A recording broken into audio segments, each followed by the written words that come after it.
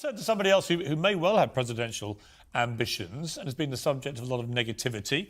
Meghan Markle, Prince Harry's wife, who does this podcast, Archewell podcast, or Archetypes it's called, in which she seems to perennially play the victim, the female victim of all outrages. And your name got dragged into this. Let's take a listen to what she said. Raise your hand if you've ever been called crazy or hysterical.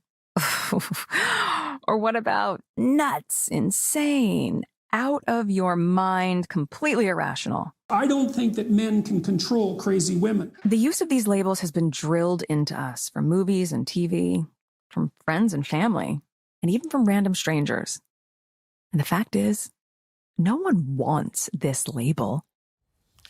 What did you make of that, Jordan, to be suddenly appearing on Meghan Markle's podcast as a villain? The first who was thing I make calling of women it crazy is that the first thing I make of it is that her voice drips with the same falsehood that the voice of Kamala Harris drips with.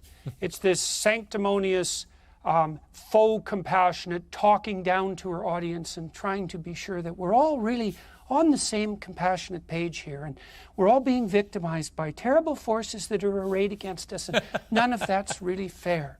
And it just grates on me. And I do believe, you played a bit of a clip from me when I was talking to Paglia,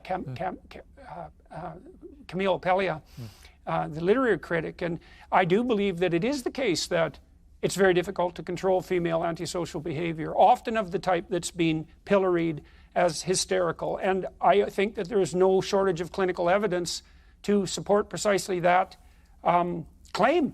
It's very difficult for women to control female antisocial behavior, and females who are antisocial. That feminine pattern is reputation savaging under the guise of compassionate care.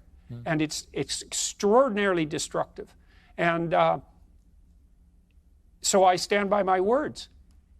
Absolutely. And I do think it scales online, because you can use an anonymous reputation savaging to unbelievably great effect online with absolutely no punishment for your sins, so to speak. And that is certainly one of the things that's contributing to so-called cancel culture. And there's no shortage of that coming from the female side. Now, men can engage in exactly the same strategies, and they do so online, and that's enabled.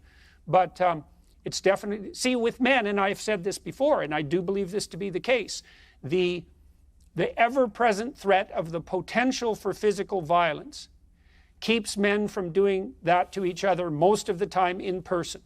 And that all disappears online, and that means that those who are prone to do such things, to use corrosive and denigrating derision, for example, and reputation savaging, can have a free hand at it, and that includes no shortage of women, and women are often, very, very often, the targets of that behavior from their own fellows, so to speak.